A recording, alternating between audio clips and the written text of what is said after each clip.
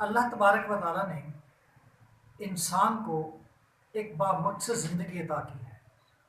یہ پورا نظام کائنات ایک تسلسل کے ساتھ گزر رہا ہے۔ یہ پورا نظام چلانے والی ہستی اللہ کی ذات ہے۔ کائنات کا ہر ذرہ ایک حقیقت ہے، کائنات کا ہر ذرہ ایک جہاں ہے۔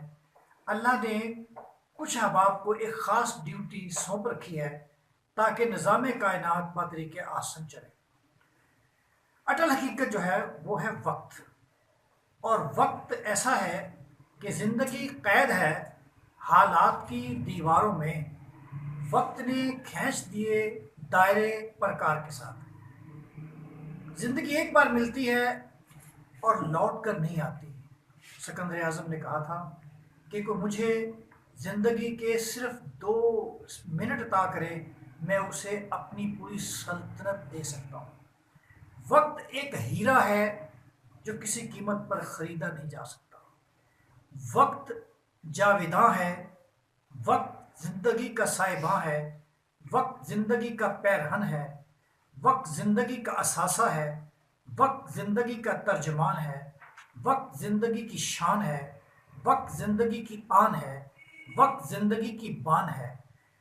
زندگی اور وقت ساتھ ساتھ چلتے ہیں، اور جب انسان اس دنیا سے کوچ کرتا ہے تو پھر وہ یہی کہتا ہے کہ میں نے اپنی زندگی کا ہر لمحے کا حساب کیوں نہ چکایا۔ آئیے اگر ہم بحیثیت انسان کائنات کا، تسخیر کائنات کا عمل دیکھتے ہیں تو یہ وقت ہی ہے جس نے ہمیں سانس عطا کی ہے۔ یہ سانس اللہ کی امانت ہے۔ آپ نے دیکھا کتنے فرعون آئے، کتنے کتنے لوگوں نے خدائی دعویٰ کیا، لیکن وہ سب کے سب بالائے زمیں سے زیر زمیں چلے گئے۔ حضرات، مجھے افسوس سے کہنا پڑتا ہے کہ آج ہماری معاشرتی زندگی میں وقت کی کوئی قدر نہیں۔ ایک وقت تھا صبح اٹھنے کا رواج تھا، اور جتنے تصوف کے لوگ تھے وہ صبح اٹھا کرتے تھے۔ آج ان کی اولادیں سوتی ہیں، اور یہ حیرانی کی بات ہے کہ راتیں جاگتی ہے، دن سوتے ہیں۔ ہم زندگی کی کس راہ پر گامزن ہیں؟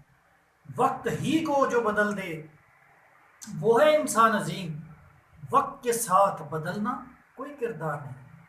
ہماری معزز خواتین بازاروں میں جاتی ہیں، صرف ایک سوٹ خریدنے کے لیے وہ سارا سارا دن کبھی عرش پر، کبھی فرش پر، کبھی ان کے در، کبھی در بدر، غم عاشقی تیرا شکریہ میں کہاں کہاں سے گزر گیا۔ آج اگر آپ نے زندگی کو کامیاب بنانا ہے تو آپ کو اس ضمن میں کم از کم یورپ کی تقلید کرنی پڑے گی کہ وہاں پورا اسلام نافذ ہے۔ دیکھیں آپ، نماز باجماعت ادا کرنے کا وقت ہے، اذان کا وقت ہے، روزے وقت پر آتے ہیں، سورج وقت پر طلوع ہوتا ہے، سورج وقت پر غروب ہوتا ہے، صبح ہوتی ہے، شام ہوتی ہے، عمر یوں ہی تمام ہوتی ہے، اور صدا عیش دورہ دکھاتا نہیں، گیا وقت پھر ہاتھ آتا نہیں۔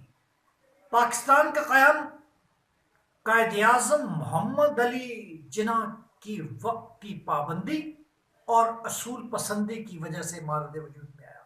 حضرات، آپ کو اس بات کا علم نہیں ہوگا، اگر نہیں ہے تو آج پتہ چل جانا چاہیے کہ 1945 میں ڈاکٹر حضرات نے میرے عظیم قائد محمد علی جناح کو بیماری کی پیش گوئی کر دی تھی، اور یہ بھی کہہ دیا تھا کہ وہ اب زندہ رہنے والے نہیں ہیں، لیکن قائد اعظم نے وقت کو ہاتھ سے جانے نہیں دیا، وقت کو بدل دیا اور ہمیں زندہ رہنے کے لیے پاکستان دیا۔ اگر آپ کو پاکستان سے محبت ہے تو خدا کے لیے اپنا فرض ادا کیجیے۔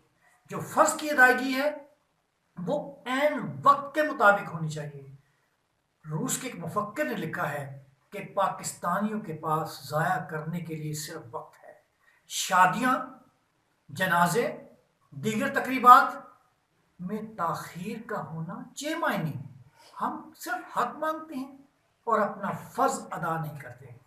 آئیے اپنا احتساب کرتے ہیں کہ ہم کتنا جھوٹ بولتے ہیں، ہم کس کس کو دھوکہ دیتے ہیں، ہم کس کس کا دل توڑتے ہیں. ہمیں اپنے دل کا تو احساس ہے لیکن دوسروں کے دکھ درد کا کبھی احساس نہیں ہوتا. وقت سے پیار کیجیے، وقت سے محبت کیجیے. سنا ہے اس کو محبت دعائیں دیتی ہے، سنا ہے اس کو محبت دعائیں دیتی ہے، جو دل پہ چوٹ تو کھائے پر گلا نہ کرے. وقت کو ضائع کرنے والی قوم کو وقت ضائع کر دیتا ہے.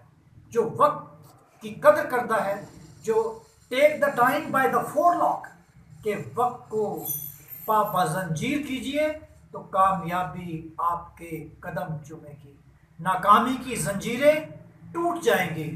آئیے آج ہم عزم کرتے ہیں کہ پاکستان کی سلامتی، پاکستان کی بقا، پاکستان کے تقدس کے لیے ہم وقت کو حرز جاں بنائیں گے، اسی طرح جیسے قائد اعظم محمد علی جناح نے وقت کے ایک ایک لمحے کا حساب چکایا تھا. یاد رکھیے ابھی وقت ہے کہ سنبھل جائیے، اس ذات کو وقت دے کر دیجئے جس نے آپ کو پیدا کیا، وہ آپ کا وقت بدل دے گا. اللہ حافظ.